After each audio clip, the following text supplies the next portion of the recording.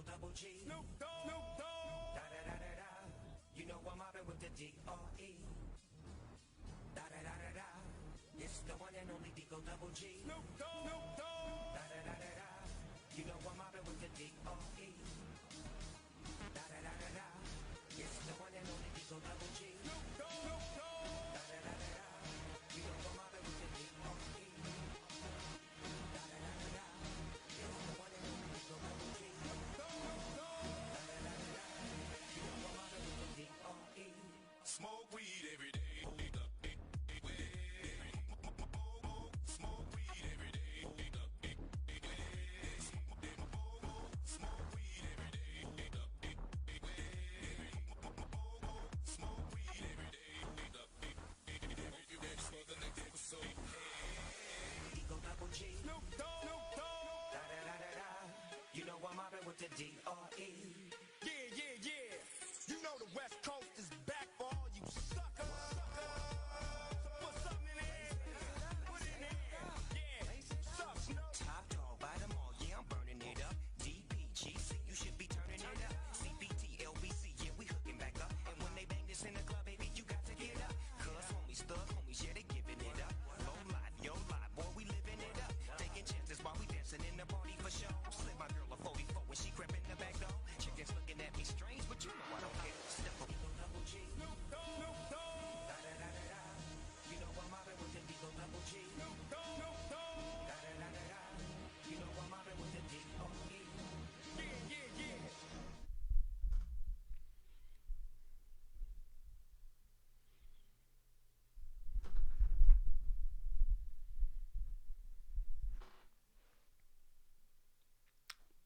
Right. Not in studio mode, so it already happened. All right. Hello, everybody. Welcome to the Wednesday stream, and happy 420 to all those out there who celebrate it, I suppose. This stream would be nothing if it wasn't scuffed, huh? I thought so. For anyone unaware with like how like streaming works, the program that I'm using to manage everything and like basically what I use to go live and all that has a mode called studio mode that if you have it active, you basically have two screens up, one showing what is being broadcast and one that basically you can edit and everything before transitioning to broadcasting whatever it is you have set up. I thought I was in that, hence me sitting here for a couple seconds just staring at things because I thought you guys were still on my funny weed stream waiting screen full of memes and dankness. Listening to the music as I was making sure everything was set up, but instead it was just broadcasting my dumb face staring at myself and making sure that everything was okay.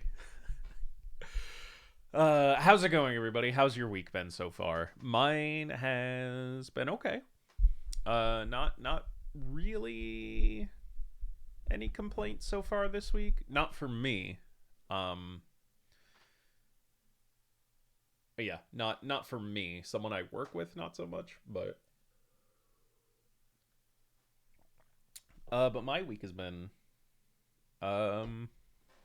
pretty fine. My week's been pretty good. So far. We're only halfway through it. I am personally super excited for Saturday. So again, I said it on Monday's stream, but in case you weren't here, and I'll probably say it again if I get anyone in stream today. I'm not sure if there will be a Saturday stream this week, because on Saturday I am Mana and I will be traveling to visit some friends that are coming into town near us. We've known them for years. They're some of our best friends, but they've been long distance friends. We met them on Overwatch, actually. But they're going to be coming through town because one of them is moving. And so it's going to be our first chance to like meet in person and hang out. We're actually going to be playing a D&D one shot. So that'll be the first time playing D&D like in person at a table pretty much since the pandemic started and everything. So we're going to be out of town for that, but I don't know when we're getting home is the thing. If I get home by stream time, great, then I'll go live. I will likely won't be home by 6.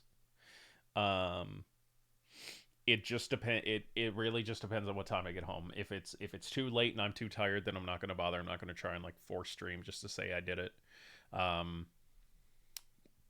But if everything goes well, if I get back in a decent at a decent time and I'm not fucking dead tired, then I'll go live.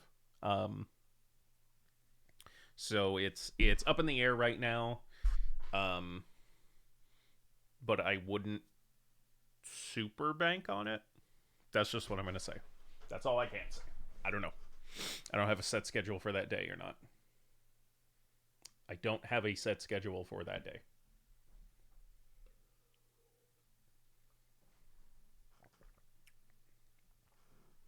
So, today, 'tis the season.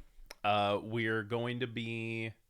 I figured a good, potentially interesting stream, would be if we all sat down together and did a little bit of research on the topic of today: marijuana, cannabis, hemp,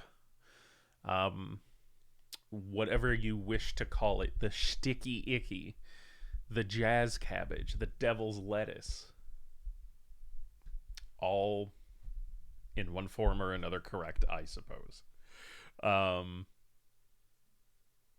yeah, that's what we're gonna be doing today, and I looked it up, and it actually is, as long as you are of legal age and it is legal within the location with which you are residing, with which you are streaming from.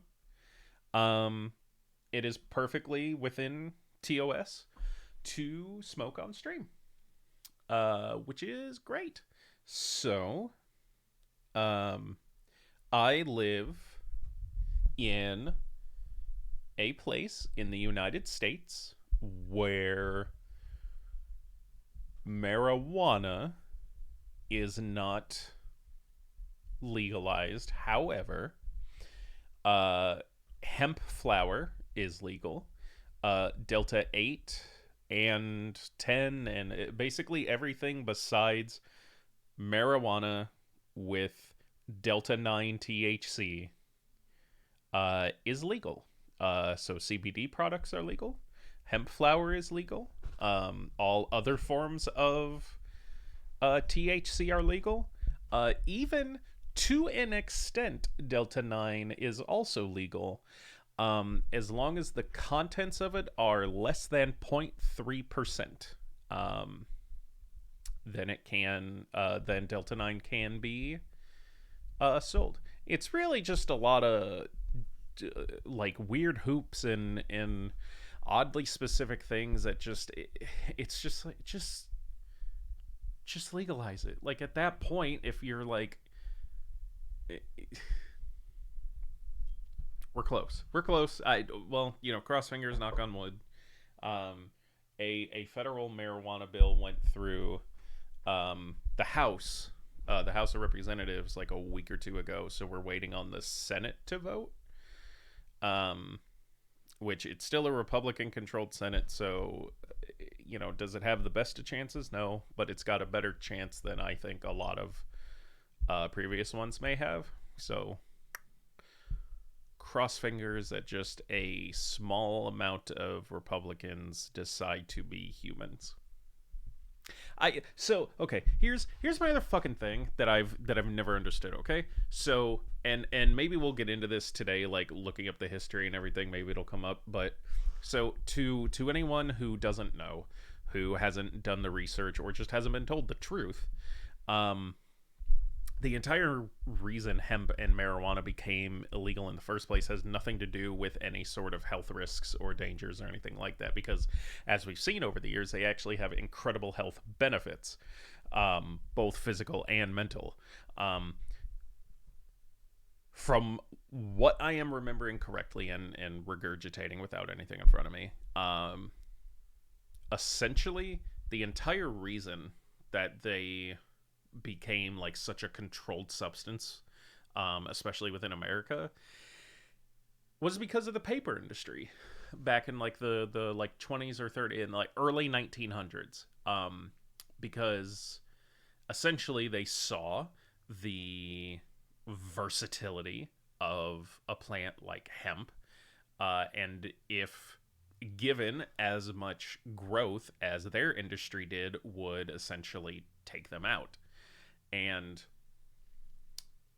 I'm sure the tobacco industry had a lot of things to say about that as well. So they did what any good capitalist society would do, and lobbied the politicians to agreeing with them and erasing their competition, and got them in their pockets, and then, released tons and tons and tons of propaganda directed at the right people and the public, and changed everybody's views on what this thing was that nobody had an issue with before. Again, I say nobody. Maybe we'll look into the history and we'll see. This is just what I remember learning. So yeah, it was basically corporate greed. Big fucking surprise with that. Here's something I've never been able to grasp when it comes to those sorts of decisions. Those things that happen early on. The war on drugs that started 50 plus years ago in this country, that has systematically failed since its inception. Clearly, the driving force behind it was corporate greed. It had nothing to do with actual, American lives or their safety or anything like that. I don't think anybody who would be on this stream or a fan of mine would be stupid enough to believe that. Here's what I've never fucking understood, okay? So at the time, the paper industry, and maybe even at the time or more recently, the tobacco industry have been against the propagation of hemp and marijuana, because to them it is it's competition. It's the competitor. So what do you do in business? You get rid of the competition. And essentially they did that.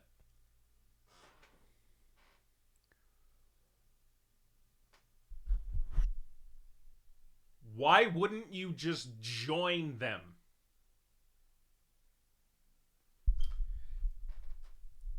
If the tobacco industry saw something like marijuana as an actual threat, if they saw this industry as such big competition that they were terrified of it, taking out their sales, taking away their sales, their business, and everything, then don't let it be competition. Join the fucking crowd. Why? Let's just say Marlboro, okay? One of the biggest tobacco companies in the industry, right? Instead of seeing a competition, why wouldn't they see a potential to double their fucking profits and their market, right? Like maybe back then they didn't see it, and it was you know, and the situation was different, but like especially nowadays, especially with, you know, legalization becoming such like a major topic and an important topic to many people, not just in America but like across the globe. Why wouldn't you see that market opportunity? Like, just take some of those fucking billions that you're not getting taxed on and start marijuana farms alongside your tobacco farms. That's... You have any idea how many fucking people would be fine just going to the gas station and getting a fucking pack of joints the same way they would a pack of cigarettes? Like, why aren't you seeing that? You can double your fucking profits if you just did it. The demand is there. Why are you fighting it? And basically the same thing with like the paper industry now. Like if that was the whole fucking thing, that you know, with people going so much more becoming so much more environmentally conscious, you know, worrying about their personal as well as corporate like carbon footprints, you know, wanting to go greener, then why not do that literally? And you know, the you know, logging industry is responsible for so fucking much damage that has been caused to this planet and its ecosystems, and just and it's such a devastating thing when it has been shown and proven that hemp farms cover a fraction of the amount of land and can produce basically the same amount of product. And they're better. Like, hemp products have been shown to be stronger and better and more biodegradable than a lot of the other products that we have. And it's like, I get that at the time it may have been competition, but now is the fucking time to join it, man. Like, why are you being so stupid? The first of what I'm sure will be many a rant today.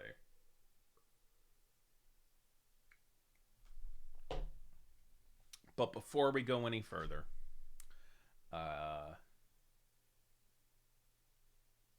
it's time. It is time to indulge in our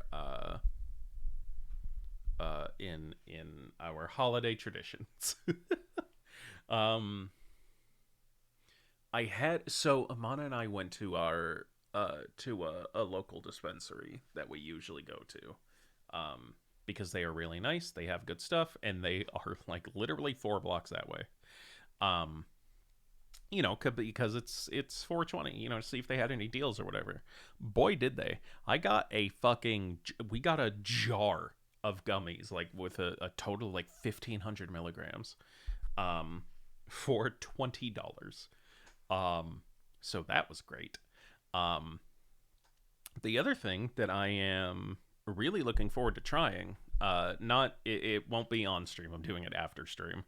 I haven't tried Delta 10 THC yet. I've been starting to see it pop up a little more around here locally, but I haven't tried it yet.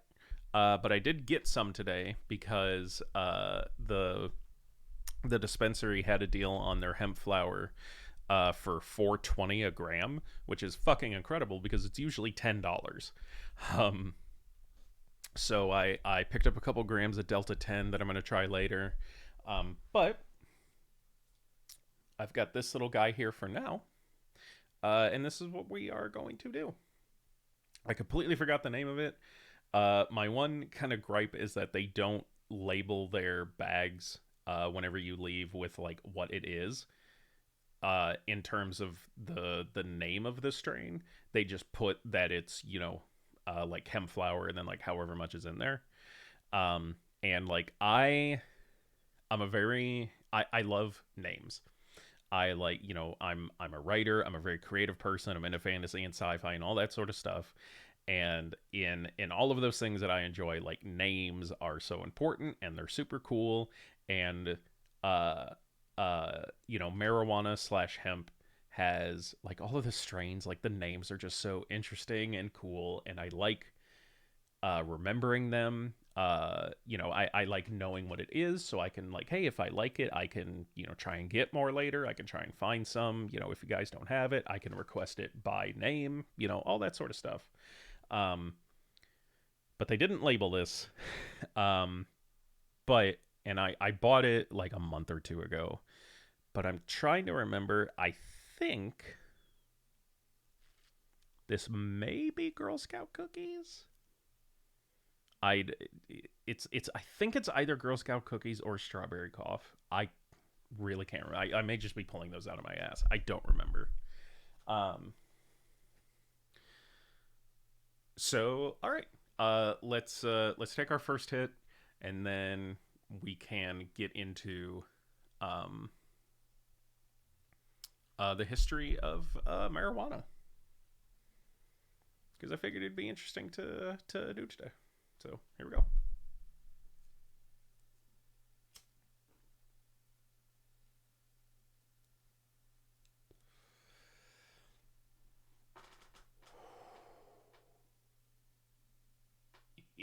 Yeah. All right. Let us Devil's. Oh, for fuck's sake. Oh, okay. Well,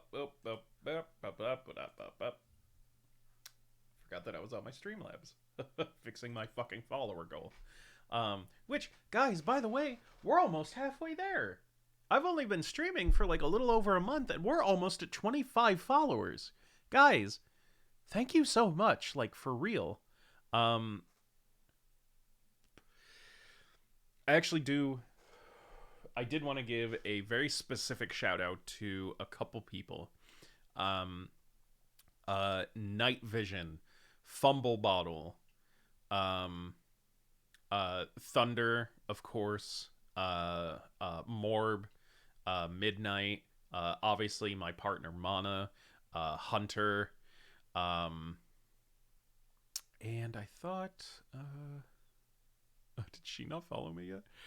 Well, okay, a couple people I don't have as followers yet, but have been, have suddenly become like really good. I'm not gonna say became really good friends. Really good people that I've met over the last couple days. Was it already out? Un momento.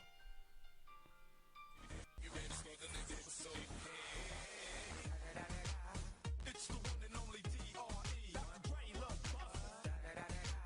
You know I'm mobbing with the D.O.double-G. Straight off them killer streets of CPT. King of the beach, you ride to him in your fleet. Wood, the field rolling on dubs. How you feel? What? Dream Snoop getting corners in the lag. With Doc in the back, sipping on yak. Clipping on the amps, dipping through hood. Compton, Long Beach, Inglewood. South Central out to the west side. It's California love, it's California bug. Got your boy bring a pub. I'm on one, I might bet up in the Century Club. With my jeans on, and my team strong. Get my drink on, and my smoke on. Then go home with something to post on. Locust song for the 2 triple O. Coming real, it's the next episode.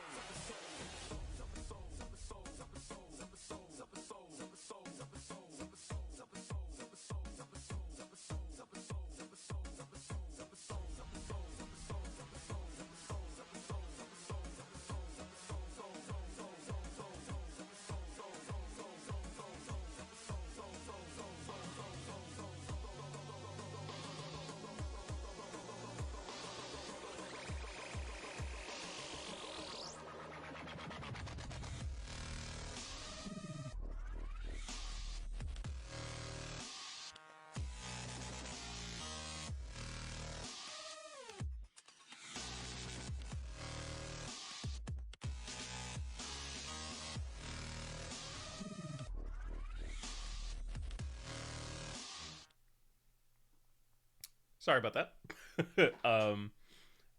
Mana had to leave for work very abruptly. She didn't notice what time it was. And we bought some chocolates today that she accidentally left in a place that our pets may have been able to get to. So I ran and had to put those up real quick. Quick shout out to two people who have been really big emotional support over the last couple days. Both of which are also streamers here on Twitch, much bigger than I am. Wanted to give a shout out to oh shoot, hold on. I forgot one of their names, but I want to make sure of who they are. And of course, Twitch makes it fucking impossible to make that easy. So, never fucking mind, I guess. So to one of them, I apologize. I forgot your name. They're a cosplayer. They had, I think, around like 2,000 followers on Twitch. They were live earlier today. I apologize, I forgot your name, but you've been very nice. It was nice talking to you in the streams that I'd seen you in. And I also want to give a huge shout out to Luna Ray. She's actually currently live. So if you want to go check her out, I highly suggest doing so. It is spelled LUN, the number 4, RA, and the number 3. She is a much bigger streamer than I, believe me. She doesn't probably need me sending people to her. But she's been absolutely incredible. One of the people I shouted out, one of my new followers, Fumble Bottle, was from her community and came over, so that was super cool. So I really appreciate you guys. Actually, if you were with us for the Monday stream, Luna was one of the people I was playing Final Fantasy XIV with, along with Mana and our friend Midnight. So go check her out. She does VTubing stuff. I think she's playing Spyro right now, so definitely go check her out. She's absolutely incredible. Starting to become a very good friend. But yeah, I really did want to shout out to everybody, because 20 followers in a month is pretty fucking incredible. I didn't start right at 0 whenever I started streaming again for this month. You know, I had already had a couple followers from like the first like time or two that I started streaming on this channel. But even still, like, pretty much everybody that like I like, other communities I go into and talk to when I'm like, yeah, I'm just getting started, I'm only at 24 followers, I've been going for about a month, they seem pretty surprised at that amount of growth in that time. So I will take everybody's advice and just keep chugging. It was also kind of nice to see that even what I consider like successful streamers with huge communities still don't pull in like a ton of views. Maybe more so like, you know, on their clips and maybe, you know, if they do like YouTube or have Instagram or whatever.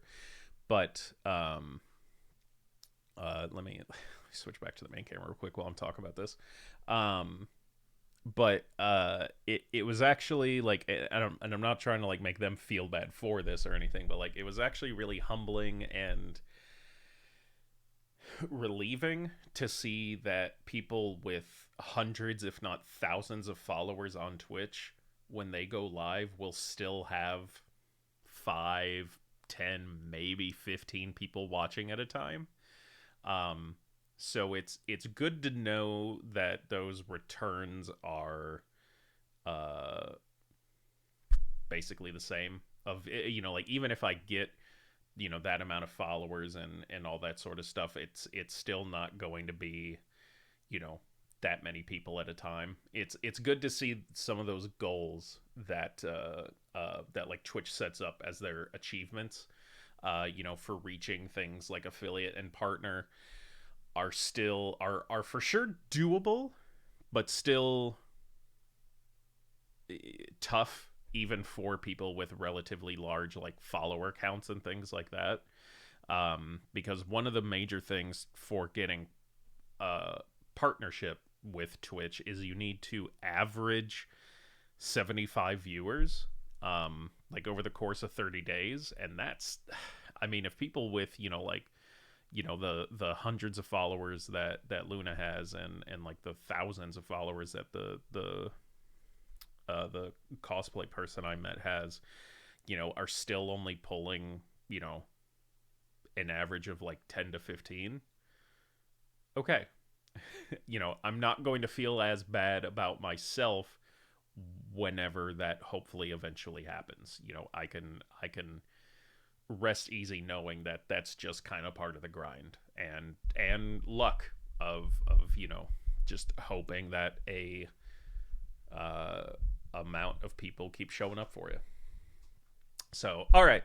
Enough of all that. I just wanted to give a shout out to the people that are supporting, and kind of give my views on that before we jump into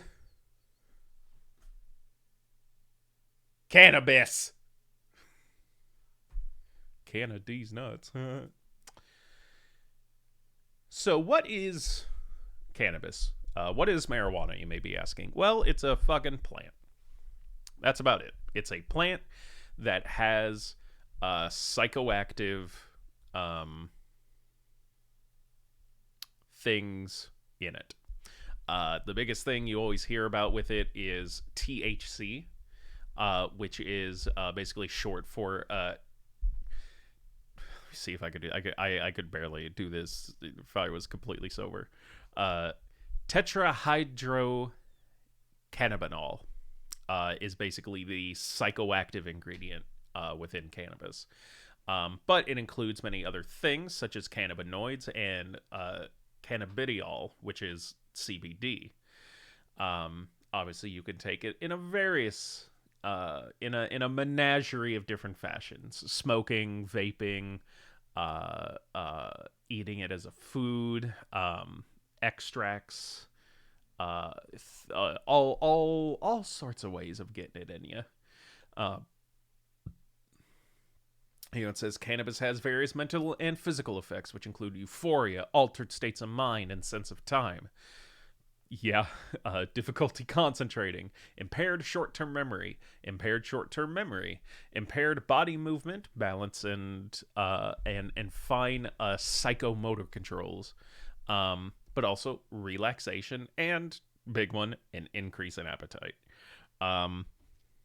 So again, one of the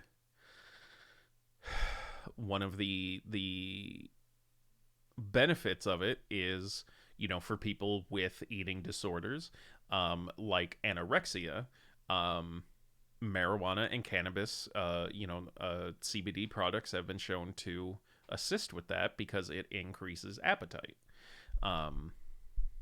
It doesn't help people like me who are trying to do the opposite.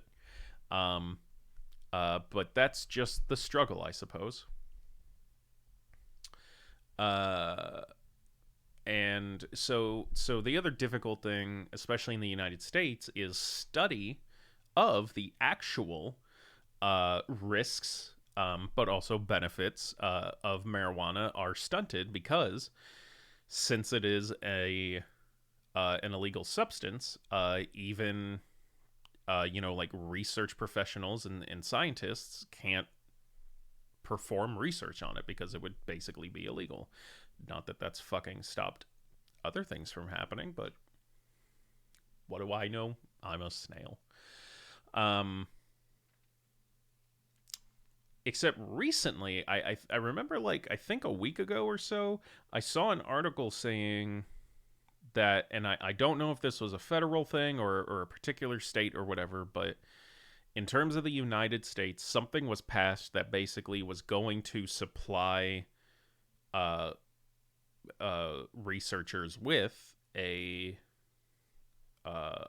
studyable amount of marijuana, of cannabis, and that's an enormous step in the right direction.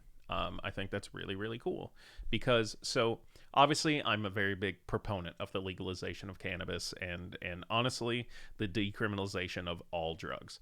I've either earlier this year or last year, may have been a couple of years now, I actually don't remember, the state of Oregon decriminalized all like recreational drugs. And that includes things such as cocaine and methamphetamine. I'm interested to see what the results of something like that will be within the coming years. Because, so let me give you my stance. Let me make sure I'm getting the phrasing of this correctly. One of the times I'm actually glad I'm not in more people's eyes right now. Just because in case I fuck up. Or, you know, something like that. Oops, sorry, hold on.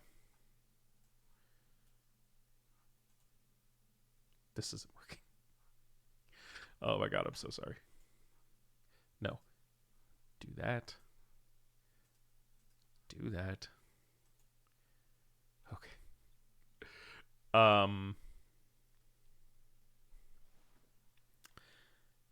I don't like substances such as you know, methamphetamine, heroin, even cocaine, because I don't see them having any health benefits in the way they are used in terms of as a recreational drug. However, my personal fucking opinion shouldn't dictate what other people do with their lives. Now again, let me clarify and be more specific. If you want to do something in your own home, behind closed doors, and it does not harm or affect negatively anybody besides yourself, do whatever the fuck you want. As long as all parties involved give consent and are of an appropriate age to do so, I don't give a fuck what you do with your time. It should be up to you as an individual, as an adult human, to be able to benefit or ruin your life however the fuck you want. Is it sadder in those other cases? Sure, absolutely. But you should not lose your freedom and a lot of your rights if you decide that you want to smoke meth in your own home and it affects nobody else. That is your choice if you wish to do that. As soon as you step out of your home, as soon as you affect anybody else in a way that that they don't like, as soon as you endanger anybody else by, you know, getting behind the wheel of a vehicle while anything but completely sober, then you should understand that you are that you will face the consequences of your potential actions. I don't think anybody high or drunk on anything should get behind the wheel of a vehicle and put their lives and the lives of everybody around them in danger. But if you are sitting in your own fucking house, do whatever the fuck you want. Again, as long as you are harming nobody else but yourself. Okay? That is what I think. So I do think that states like Oregon have the right idea in mind. That is my opinion.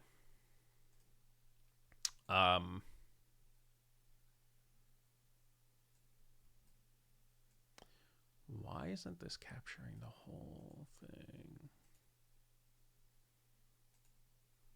Did I fuck something up? Oh, I fucked that up. Sorry, guys, hold on. Am I stupid? Am I here? Hello? I did. Because I forgot I cropped it for the last Ingress stream.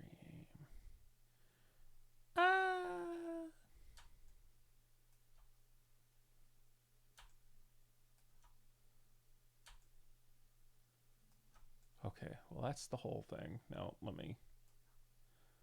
I need to... Oh, gad. See, this is probably why I should have just put it in studio mode, so that you guys don't have to see all this shit. Okay, I know some of it's cropped out, but whatever. Also kind of made it worse for you guys. Let me see if I can zoom in. No, I don't want to take a snapshot. How the fuck do you zoom in again? Found it. All right, so most of you already know this shit. You know it's something that people take to get high. Like most people know that.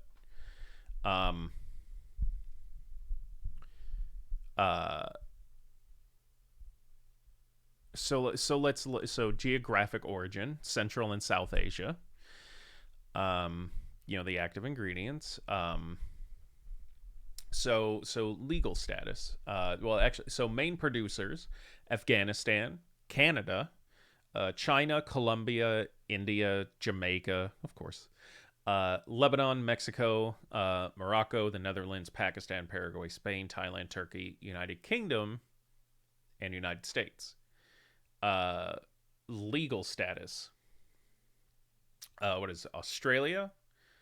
S9 prohibited substance. Okay, so it's illegal in Australia. I don't know the severity of what S9 means.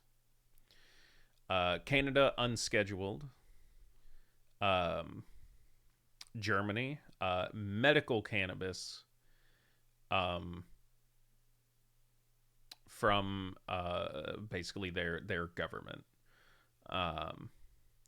In the UK, it is a Class B. These drugs are known in the UK as controlled drugs because this is the term by which the Act itself refers to them. Thanks. In more general terms, however, many of these drugs are also controlled by the Medicines Act in 1968. Okay, so I'm guessing Class B means it's not, in United States terms, it would be medical, not recreational. Makes it, that's I guess what I'm getting.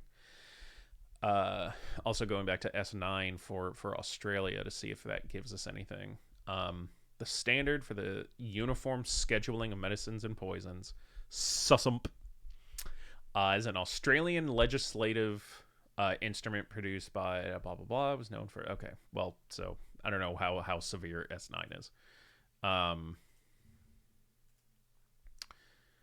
Schedule 9 prohibited. Schedule 9 drugs and poisons are substances and preparations that by law may only be used for research purposes. Okay, so in Australia they are not medical, they're not recreational. It's just for research purposes. Obviously in the United States, most people know it is a Schedule 1 drug, which is fucking ludicrous because Schedule 1 is like literally the worst stuff. So if we look at the list of Schedule 1 drugs, so like opioids are on here.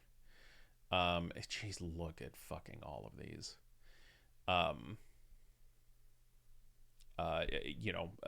Opium, heroin, morphine, meth,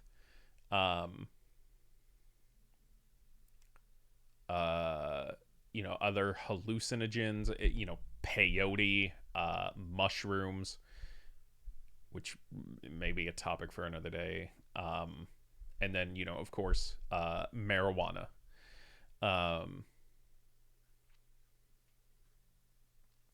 Depressants, stimulants. So like literally basically supposed to be, like the worst of the worst, most dangerous stuff. And like pot and mushrooms are on there. So that's how controlling the pharmaceutical industry is. And for the United Nations, it's considered a Schedule 1 narcotic, which I'm guessing is basically along the same lines as the United States Schedule 1.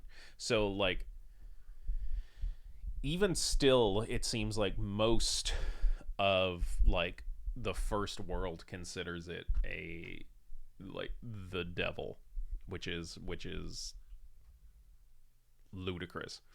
While cannabis plants have been grown since at least the 3rd millennium BCE, evidence suggests that it wasn't being smoked for psychoactive effects at least 2,500 years ago in the Pamir Mountains, which is a mountain range in between Central Asia, South Asia, and East Asia.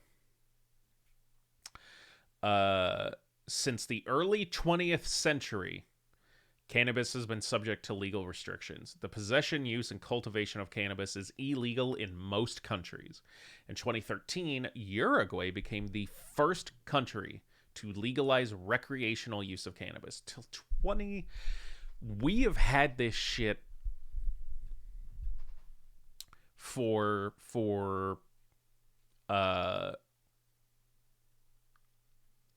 basically 5,000 years. And it wasn't until 2013, it wasn't until 9 years ago from the time I am making this stream, which is 4/20/2022, that one small portion of the world was like, I think this shit's okay, guys. Other countries to do so are Canada, Georgia, Malta, Mexico, and South Africa, plus 18 states, 2 territories, and the District of Columbia in the U.S. It's fucking legal in our nation's capital city. But not the nation itself. Why? Though the drug remains federally illegal.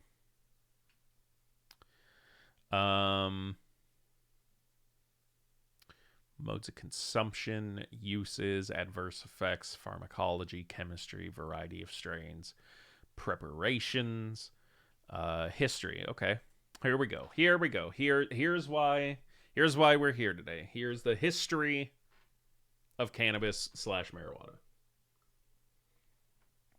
Let's learn together.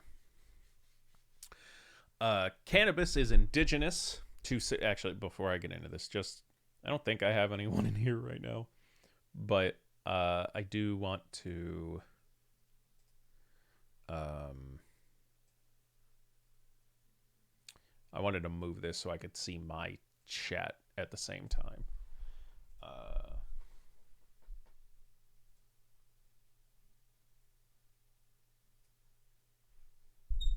Okay. Actually, let me move myself over to this big blank space as well. Come here, followers.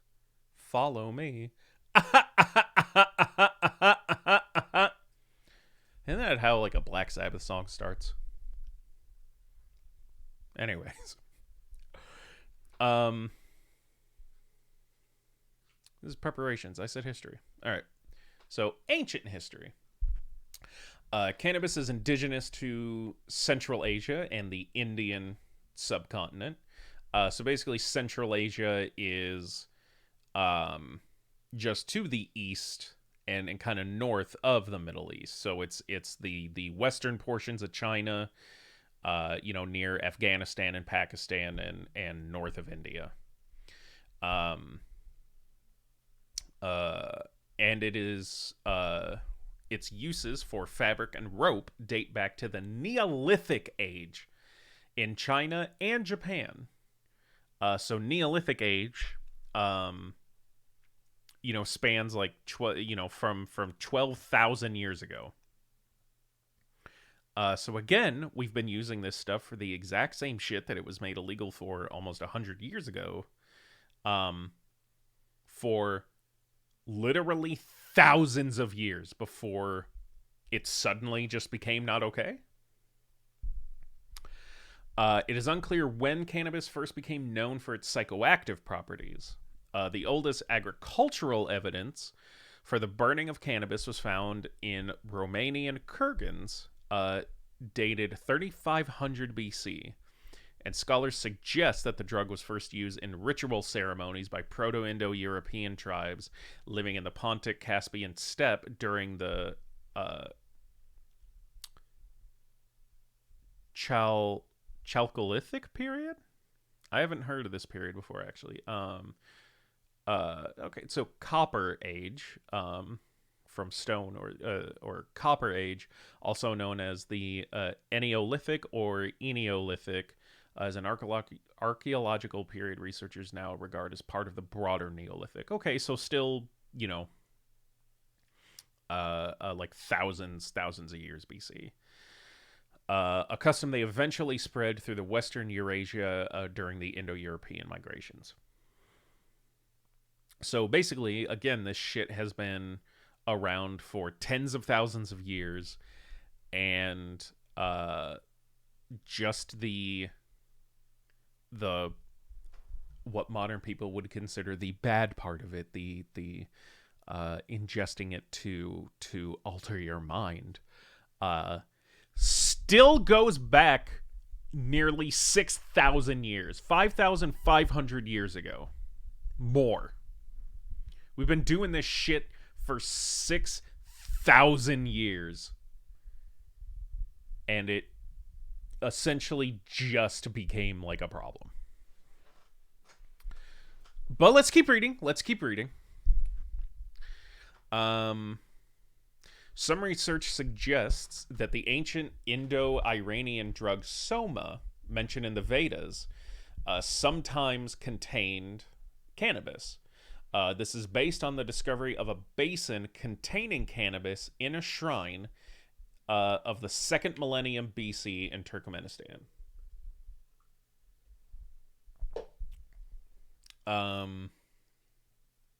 Cannabis was known to the ancient Assyrians, who discovered its psychoactive properties through the Iranians. Using it in some religious ceremonies, they called it, not even going to, kunubu, meaning way to produce smoke. A probable origin of the modern cannabis. Oh, okay, kunubu. Okay, so that's potentially where we get the word cannabis. The Iranians also introduced cannabis to the Scythians, the Thracians, and Dacians, whose shamans, or their word for those who walk on smoke or clouds, burned cannabis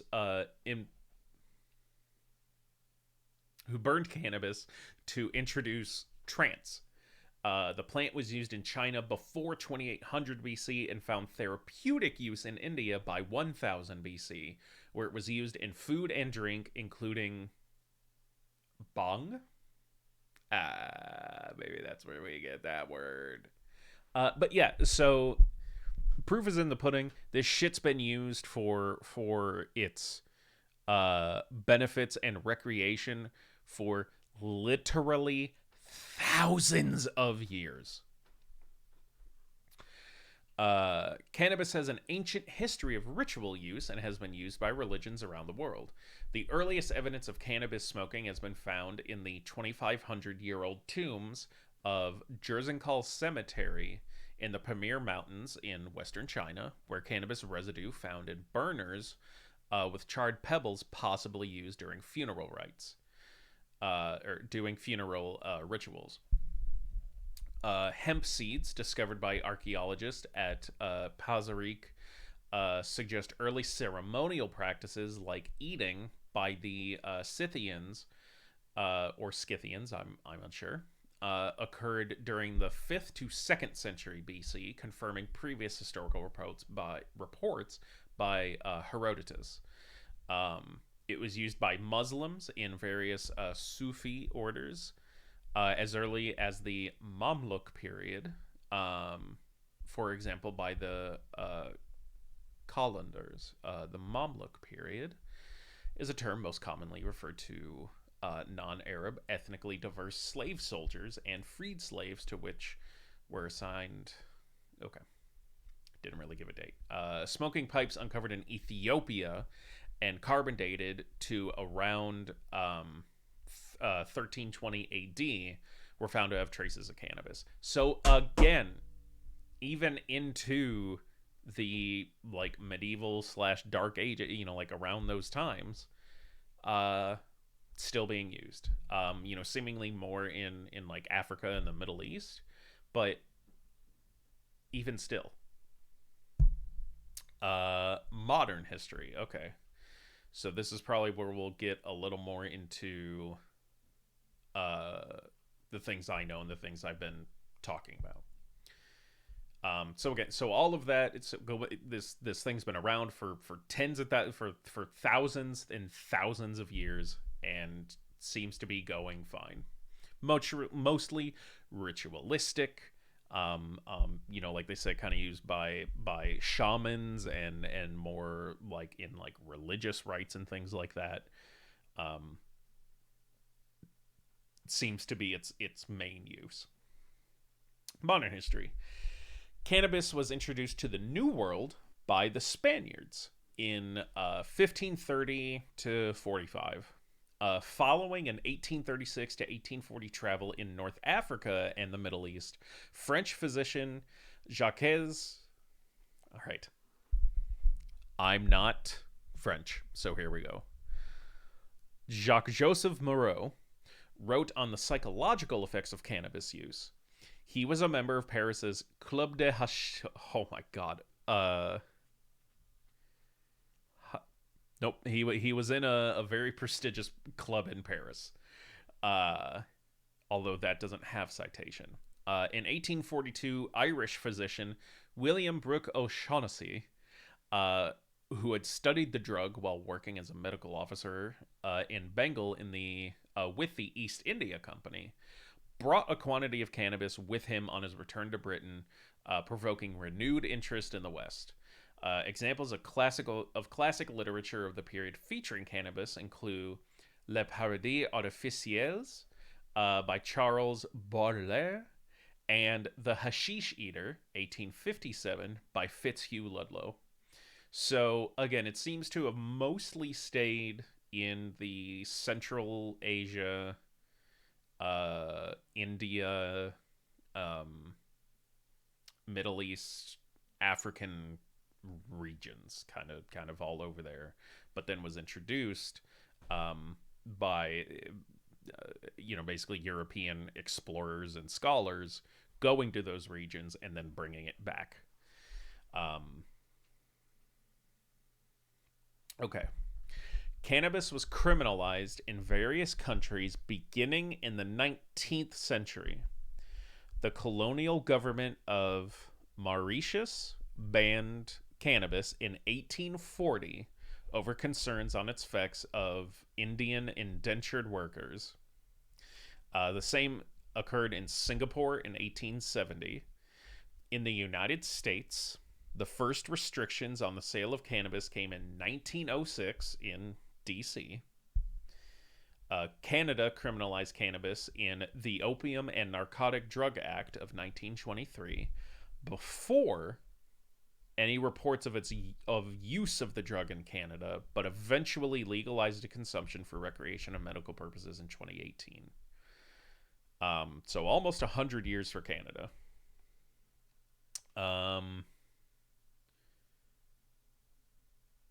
In 1925, I'm going to pull up this picture of this anti-cannabis propaganda from 1935, but technically speaking, we haven't gotten there in the timeline yet. Seems like we will at the end of this paragraph, though. In 1925, a compromise was made at an international conference in The Hague at the International Opium Convention that banned exportation of Indian hemp to countries that had prohibited its use and requiring importing countries to issue certificates approving the importation and stating that the shipment was required, quote, exclusively for medical or scientific purposes, unquote. It also required parties to, quote, exercise an effective control of such a nature as to prevent the illicit international traffic in Indian hemp and especially in the resin, unquote. In the United States in 1937, the Marijuana Tax Act was passed and prohibited the production of hemp in addition to cannabis.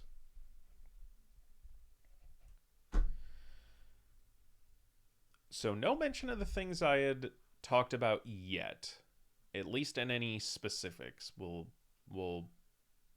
see if it does. But it's also interesting that this very specific image is listed as propaganda. Anti-cannabis propaganda from 1935.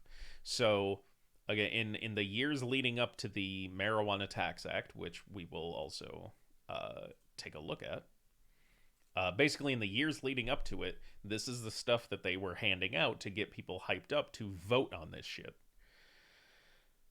So here we are. Something that you could have been handed and read in 1935. Beware, young and old people in all walks of life. This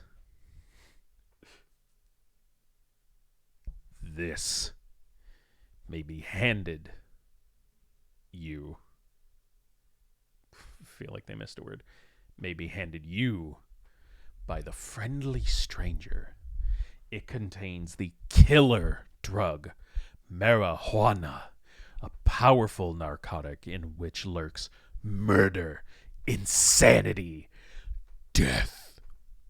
Warning! Dope peddlers are shrewd. They may put some of this drug in the tea or the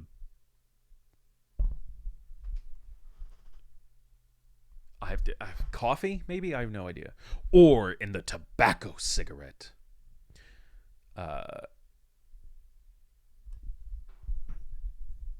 Do you see the problem? Murder, insanity, death. Watch out, ladies. Some friendly, innocuous stranger may come up to you and just offer what seems like a regular cigarette. But inside is death itself, is the end of your life. The killer drug marijuana. The killer drug marijuana. And see, you see this same fucking shit in all of the dare stuff that generations were taught to as children and as adults, seeing it in commercials once that was propagated. I'm sure even before television, radio stations had anti-drug things, but the whole war on drugs and all things like that. This is the same language that they use. The same shit of if I had listened to what school had taught me in regards to this sort of shit, I would be going through life with drug dealers constantly coming up to me trying to just give me drugs. Just give me drugs. Especially marijuana, because marijuana's the gateway drug. Oh, they give you the easy stuff to start. They start you off small, which just marijuana, just to give you a taste a little bit, but then you come back, and then you come back, and then you get hooked on it, and soon enough, marijuana isn't enough anymore. It's the gateway.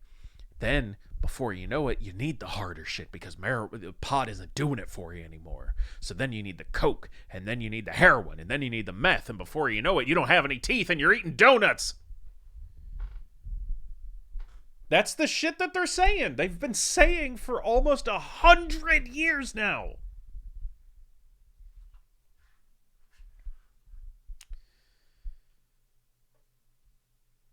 In 1972, the Dutch government divided drugs into more and less dangerous categories, with cannabis being in the lesser category.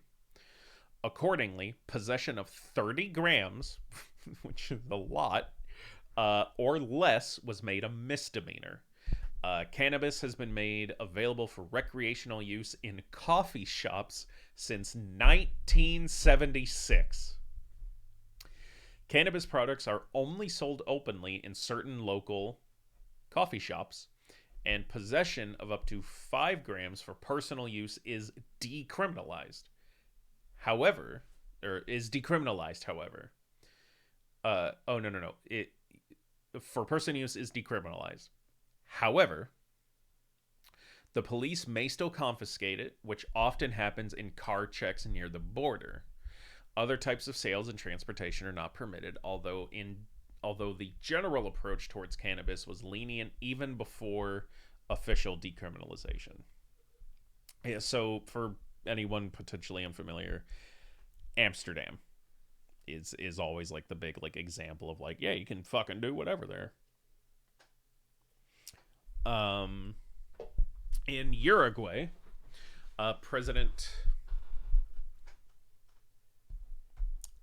their president signed legislation to legalize recreational cannabis in December 2013, making Uruguay the first country in the modern era to legalize cannabis.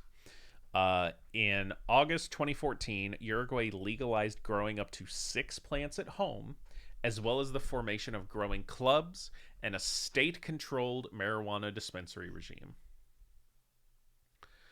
As of the 17th of October 2018, when recreational use of cannabis was legalized in Canada, dietary supplements for human use and veterinary health products containing not more than 10 parts per million of THC extract were approved for marketing. Nabiximols, as Sativex, is used as a prescription drug in Canada. The United Nations World Drug Report stated that cannabis, quote, was the world's most widely produced, trafficked, and consumed drug in the world in 2010, unquote. And estimated between 128 million and 238 million users globally in 2015. I actually find that to be a very small number compared to like global, like human population. Although I suppose if it is an illegal substance in places like China, which I'm guessing it is, China has, like 20% of the global population. So basically anything China does or doesn't do kind of affects these like global averages, But so that number kind of surprises me on how low it is, because I was doing research for another kind of thing that poked my brain the other day, and I know, so the U.S. population is around, I think the U.S. population's around 344 million. The Japanese population is like American population's like 332. Japanese population's like 244 million. So I know those are entire countries, but it still seems like globally that more people would be reportedly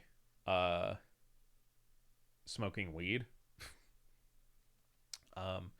So that's all it really gives us with the history. Although again, this is just the Wikipedia article. They summarize things as best they can. We're not like reading a detailed book or research on the subject. Usage, economics, price. There's a whole thing about cannabis as a gateway drug. That may be interesting. Research issues. This is pretty short. Cannabis research is challenging since the plant is illegal in most countries. Research-grade samples of the drug are difficult to obtain for research purposes unless granted under authority of national regulatory agencies such as the U.S. Food and Drug Administration. So this is kind of what I was talking about earlier. There was an article I saw that basically said that the United States is going to be granting this to more researchers, which is good. There are other difficulties in researching the effects of cannabis. Maybe many people who smoke cannabis also smoke tobacco. This causes confounding factors where questions arise as to whether the tobacco, the cannabis, or both have caused a cancer. Another difficulty research have is in recruiting people who smoke cannabis into studies. Because cannabis is an illegal drug in many countries, people may be reluctant to take part in research, and if they do agree to take part, they may not say how much cannabis they actually smoke. So there's, a lot that prevents proper research from being done so that we can officially state what the benefits and risks are of consumption of cannabis, because we can't fucking research it.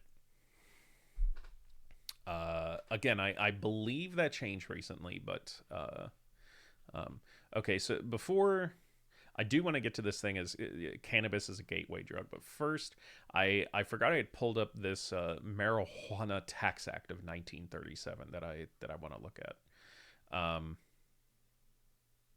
Before we do, though, I think maybe it's time for another quick hit. What do you say? Yep. Sorry, I kept getting notifications for something. None of it's important. Smoking marijuana song. Wicked, wicked.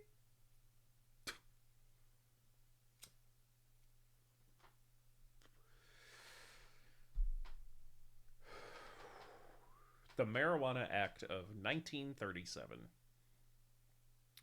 enacted August 2nd, 1937, was a United States act that placed a tax on the sale of cannabis.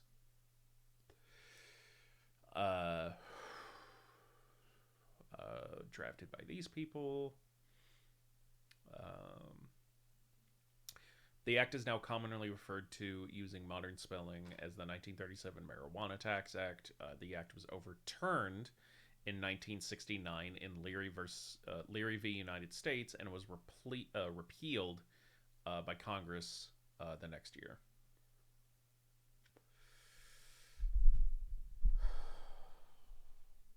An act to impose an occupational excise tax upon certain dealers in marijuana, to impose a transfer tax upon certain dealings in marijuana, and to safeguard the revenue therefrom by registry and recording. So this doesn't really sound like it was making it illegal. This sounds like a tax, which, again, most modern people are fucking fine with.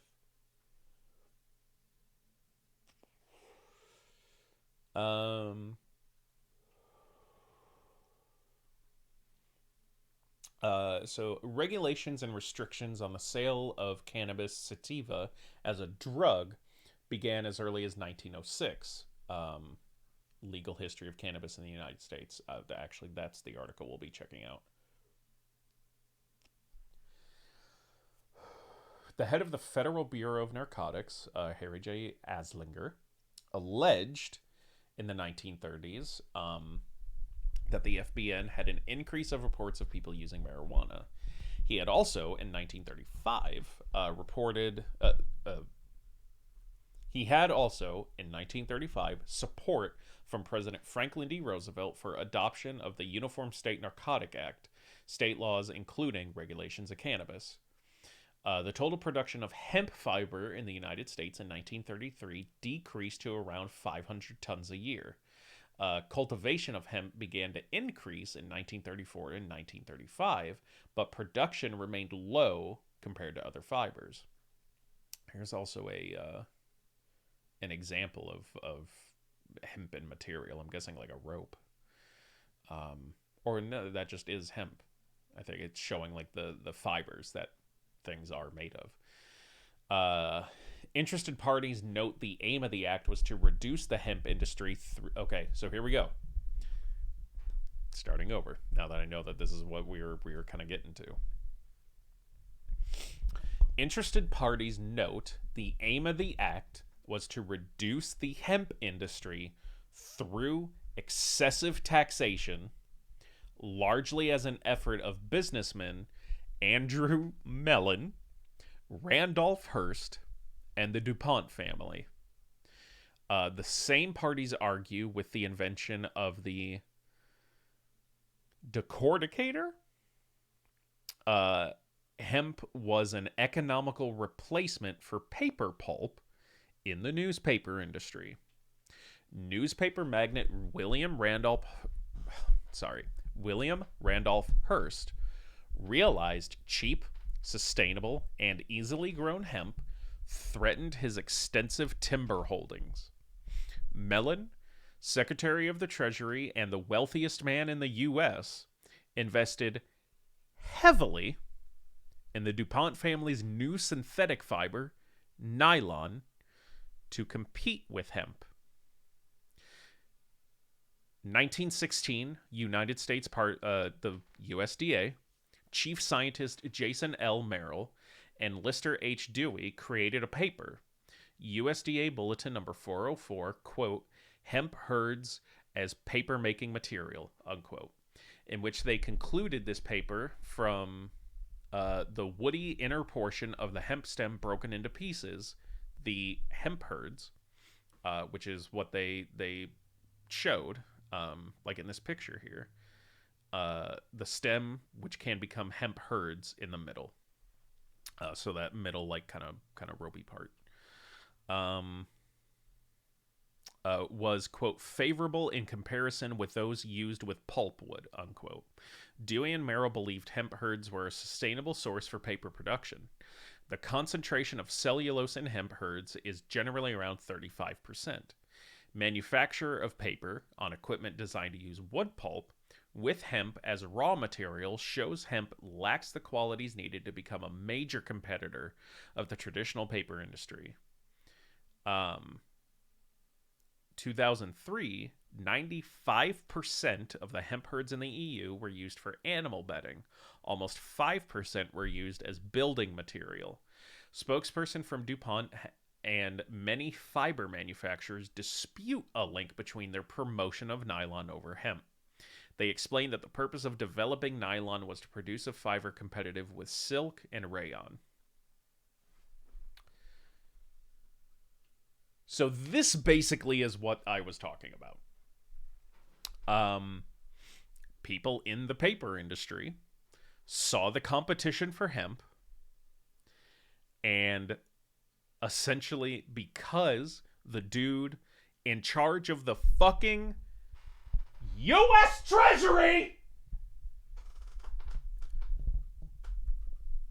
had stakes in a company in the competition to hemp, made it illegal.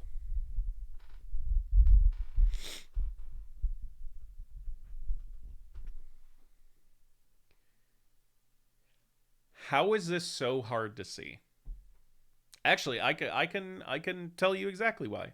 It's not that it's easy to come to these conclusions and see what's happened. It's that it worked for a long time. People believed it because you're told, you're raised to trust your government and what they tell you. So of course, if the government spends 50 plus fucking years telling you that the general public, if you go your entire life hearing nothing but about how bad this particular thing is, then yeah, no wonder you're still going to think that. Like, that's all it is. It's just fucking propaganda. And the problem is it worked. And that's why so many people nowadays are having such a hard time trying to convince others is because this has been indoctrinated in us for almost 100 fucking years.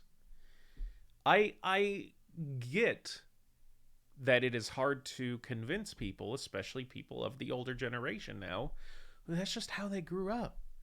And, maybe they had bad experiences either with marijuana or, other harsher drugs, and therefore associate those bad experiences and that trauma with marijuana and cannabis, even though it had nothing to fucking do with it.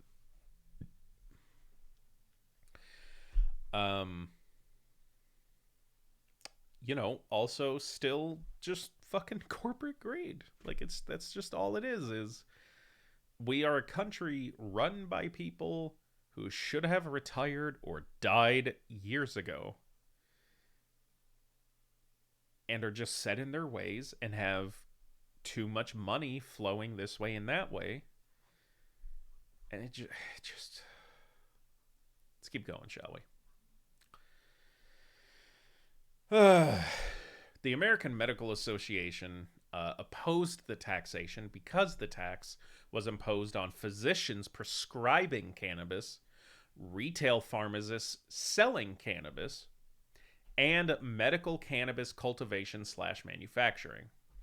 The AMA proposed cannabis instead be added to the Harrison Narcotics Tax Act.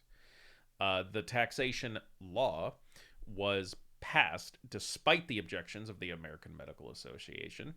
Dr. William Creighton Woodward, legislative counsel for the AMA, objected to the taxation on the grounds the bill was written by DuPont lawyers without the legally binding time to prepare their opposition to the bill. He doubted their claims about marijuana addiction, violence, and overdosage. He further asserted because the word Spanish for marijuana was largely unknown at the time, the medical profession did not realize they were losing cannabis. Marijuana is not the correct term, yet the burden of this bill is placed heavily on the doctors and pharmacists of this country.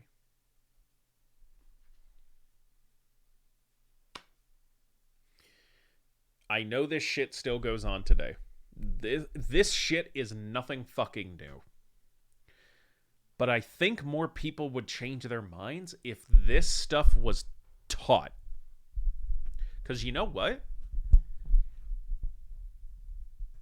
Yeah, obviously leading up to this time there were more major issues going on, like the end of World War I, the beginnings of World War II. So, the Great Depression era. So usually around this time, that's what we are taught about in history classes. My U.S. history class, we focus more on the wars and everything. This was never touched upon. And I don't doubt that any teacher teaching this bit of history would probably get into a lot of trouble if not terminated from their position. After hearings with lawyers from DuPont Chemicals and the Hearst newspaper group, the taxation was passed on the grounds of differing reports and hearings. Anslinger also referred to the International Opium Convention from 1928, included cannabis as a drug and not a medicine. All state legislatures approved identical laws against improper use of cannabis, for example, the Uniform State Narcotic Act. By 1951, however, spokespeople from DuPont, Hearst, and others came up with new improved rationalizations. I love their phrasing of that. And the Boggs Act superseded the marijuana taxation of 1937. In August 1954, the Internal Revenue Code of 1954 was enacted, and the Marijuana Taxation Act was included in Subchapter A, blah, blah, blah. So, there's that. Well, so they touched upon it a little bit there, and I guess now, as the title of the stream suggests, we'll get into the literal history of marijuana as the word. So, as we said before, and as we see now, although the spelling with the J is common in current use, the spelling used in the Taxation Act is with an H. Marijuana was the spelling used in federal documents at the time. In addition, the Marijuana Tax Act of 1937 legitimized the use of the term marijuana as a label for hemp and cannabis plants and products in the U.S. and around the world. Prior to 1937, marijuana was slang. It was not included in any official dictionaries.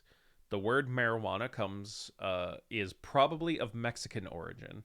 Mexico has passed prohibition for exports to the U.S. in 1925 following the International Opium Convention.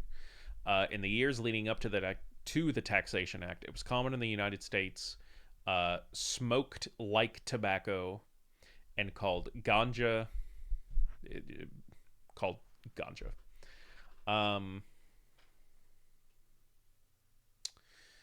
The only authoritative voice that opposed Anslinger's campaign against cannabis was that of New York Mayor Fiorello LaGuardia, who appointed in 1938 a commission of investigation and in 1944 strongly objected to Anslinger's campaign with the LaGuardia Committee.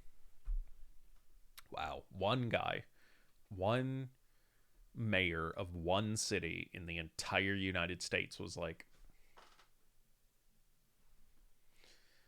I don't believe you. Can we figure this shit out? Nope. Oh, okay. Yeah, it's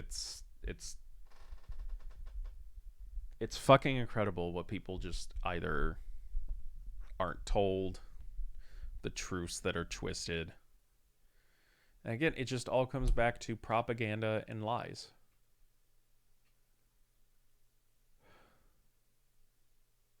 It's just so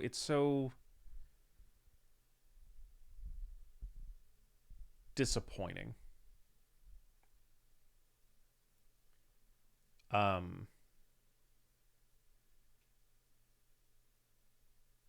I would like to know if there's like a documentary or anything that's been made about like really diving into these events from the 1920s and from the early 1900s of everything that went on with the DuPonts, with Anslinger, whatever the dumb motherfucker's name is. You know, all of these people who did this. Like, it's so astonishing. What are some of these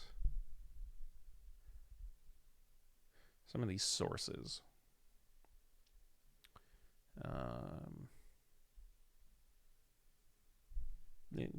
Books published by like Oxford University Press, the Disinformation Company.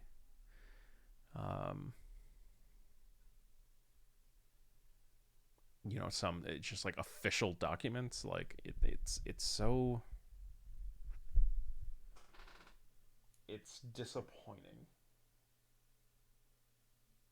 to just know that so many people's lives have been completely ruined because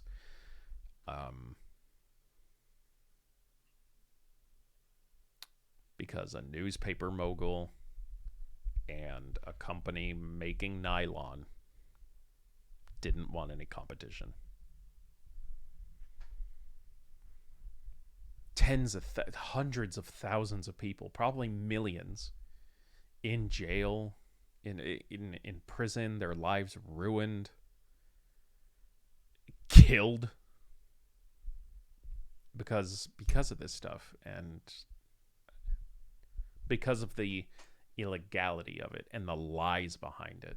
And I know this, this more deals with like the United States specifically. I can't say what sort of other things happened because, so even before this, again, it was like the International Opium Convention seems to be like what they were referencing of like, hey, look, the rest of the world's doing it. The rest of the world is saying that it's bad. Why aren't we it's not our opinion. Those are facts.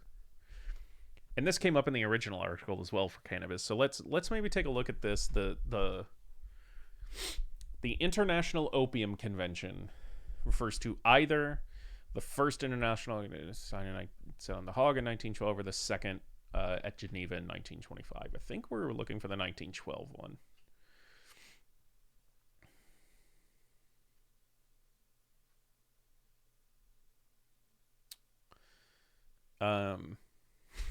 So here's the full title of that thing.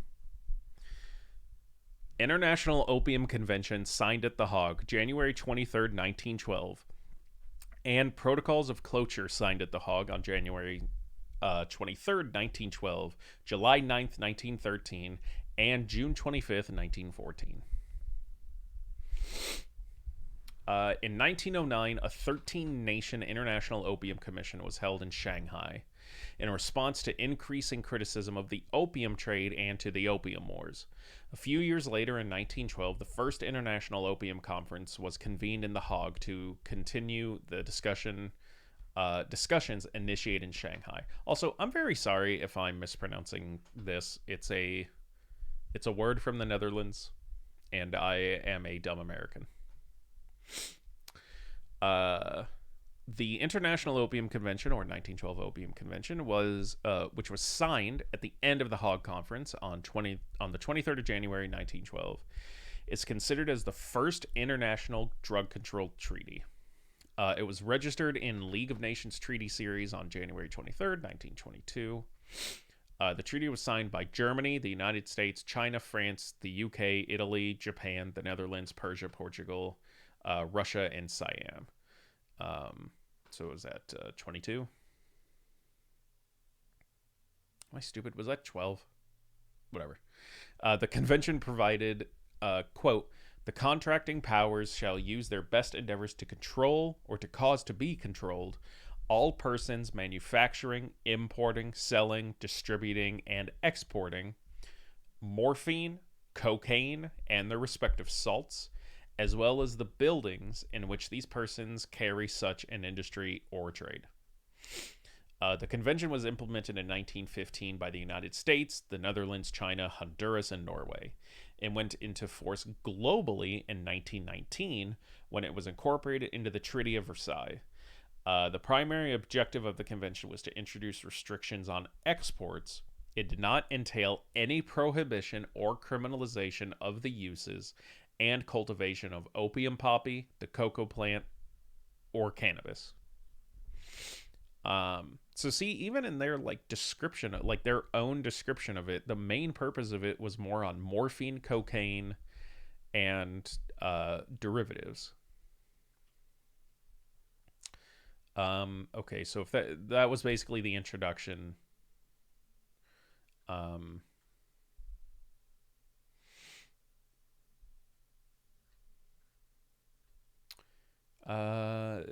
Just kind of browsing to see if cannabis is even mentioned again. Hold on. Oh, okay. All right, so cannabis in the 1925 convention. Egypt, with support from Italy and South Africa, recommended that measures of control be extended beyond opium and cocaine derivatives to hashish.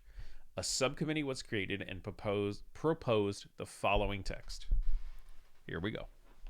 So this is basically their reasoning or explanation, I guess.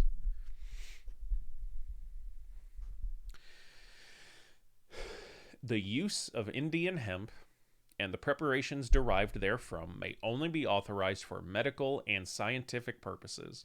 The raw resin, charas, however, which is extracted from the female tops of the cannabis sativa L, together with the various preparations, hashish, chira, esrar, diamba, etc., of which it forms the basis, not being at present utilized for medical purposes and only being susceptible of utilization for harmful purposes in the same manner as other narcotics, may not be produced, sold, traded in, etc., under any circumstances whatsoever. India and other countries objected to this language, citing social and religious customs and the prevalence of wild-growing cannabis plants that would make it difficult to enforce. Accordingly, this provision never made it into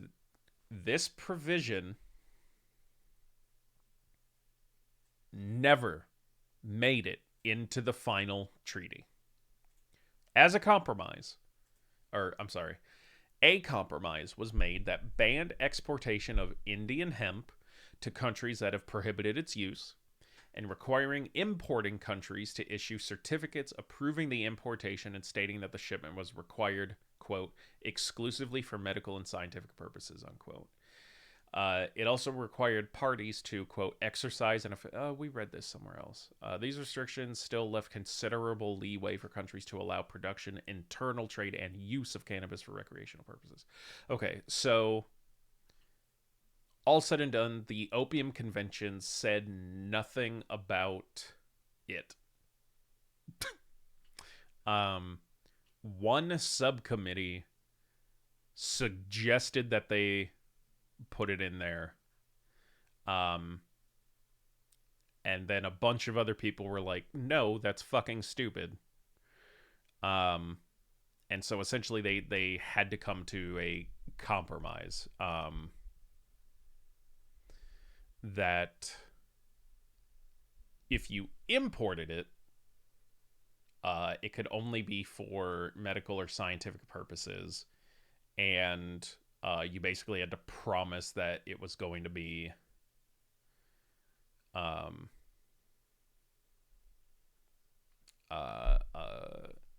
that it wasn't going to be for illicit international traffic. But so this was only like import export. It said nothing. These had nothing to do about internal trades, or legality, use, anything like that. This was basically just saying that, you know, like India couldn't grow cannabis and then send it to the United States unless it was for medical or scientific purposes. You know, also that both countries had to be in agreement of those facts, that it would not be used for any sort of like distribution, for like, well, it says like illicit international traffic. It didn't say anything. Like, this was not something telling individual countries how they had to operate with these substances within their own countries, just with each other. Still stupid, but okay. So basically this was what the DuPonts and everything were saying, like, hey, a bunch of countries agreed that it's just as bad as cocaine, as morphine. They're saying it's just as bad. And they don't want it being moved around the world, so why should we do it here? That was essentially their basis, and then the fear-mongering of the propaganda. And that was it. That's the whole fucking thing.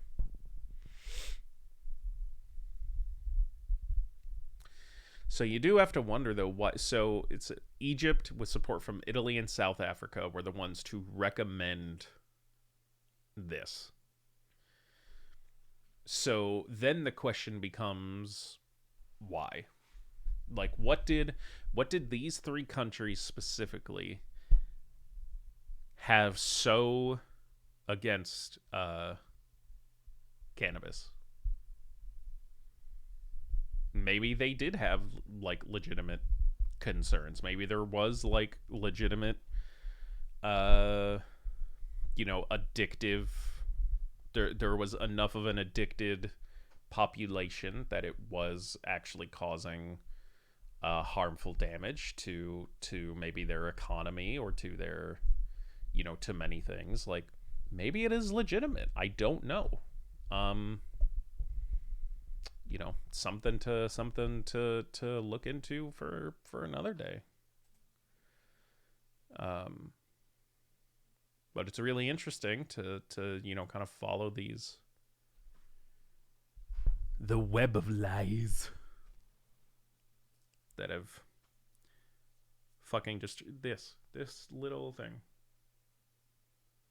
just a couple years ago could have destroyed my fucking life. Like, how stupid. And I know, like, size has nothing to do with it, but it's just like, this is the bud of a flower that I ground up and put into some burnable paper, and that's it. That's it. That's all it is. So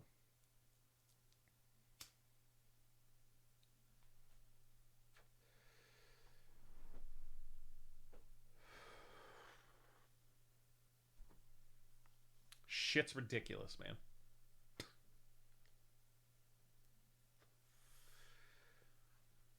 This shit is absolutely ridiculous.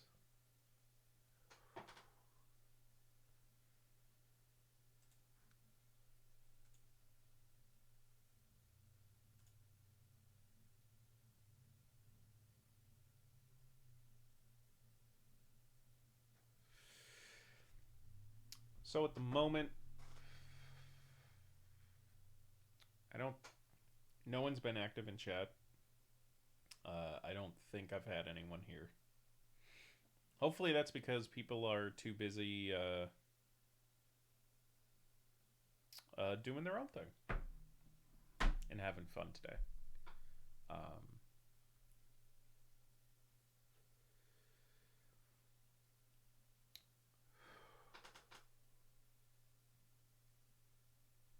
I had fun. I've been having fun.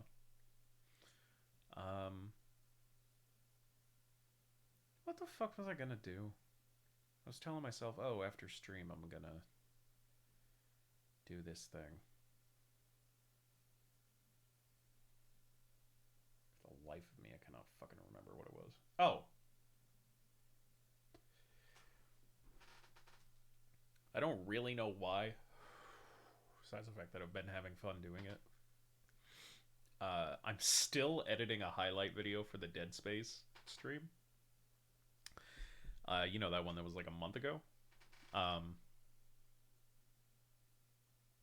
That was my favorite stream that's happened so far. That Dead Space stream was so much fun. And not just because of the game. That game was fun enough. I had fun with it. But it was having you guys here. Like, having people here and active in chat and to come on that journey with me. Man, it was so, like, that's what I do this for. That is what I want out of Twitch. Is just me sitting here hanging out with people. But yeah, I'm still editing that video. It doesn't help that my, like, simply put, no, I just, like, simply, I just haven't been doing it. But my rig, that was not something I put together and was a free gift from a friend who built their own after this one and therefore didn't need it anymore.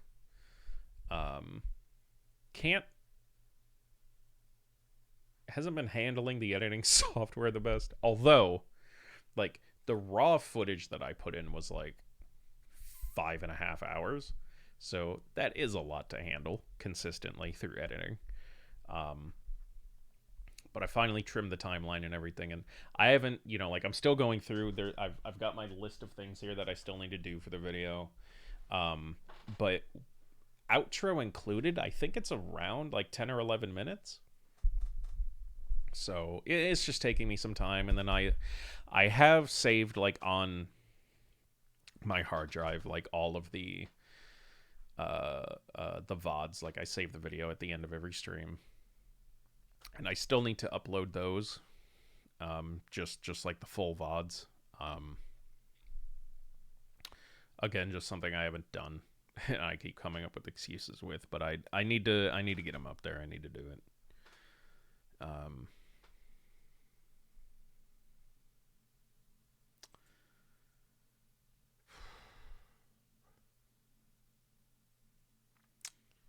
Well, if I'd had an audience today, I'd probably stay on a little longer and keep streaming a little more. But since it is just me screaming into the void, I think for the moment, I think for today, I'll go ahead and end it there. If you watch this VOD later, whether it be on Twitch or YouTube, wherever it may be, thank you for watching. Thank you for joining. It was still fun. It was still a fun day, kind of rehashing the history of cannabis on this special holiday, I suppose. Yeah, it was a ton of fun. Just going through and reading stuff, learning together, growing together. I don't think I'm out here changing minds or anything. I just read some Wikipedia articles. Anyone can do that, but hopefully maybe if anyone out there watches this and was maybe on the fence about it or didn't know any of that history, maybe it'll change your mind. Maybe I'll swing a vote or two. Who knows? But all right, guys, I think that's going to be it for today. Like I said, not 100% sure on if there will be a Saturday stream or not. If you want to keep updated, I have a Twitter at Sirius on Twitch. I also have a Facebook page, facebook.com/SiriusBrightStarTwitch. All is one word. If you go to a profile that doesn't have me as the profile picture, you've gone to the wrong one. There is another Facebook page for a Sirius Brightstar. Nothing to do with me. So if you go to those two places, again, still trying to reach a 50 followers. We're basically halfway there. So if you like me, if you like the content, share the channel. There's a space for donations on the channel. I promise you, anything used through donations is going to go directly back into this stream. Better computer, better cameras, lighting, all that sort of stuff, all for the stream. So give if you can. Trying to get to affiliates. We can get those subs and bits and bops and emotes and all that other fun stuff that Twitch streamers do, huh? So, all right, guys, that's me for today. I may see you at the end of the week. You guys have a good evening. Happy 420. I'll see you next time. A goodbye.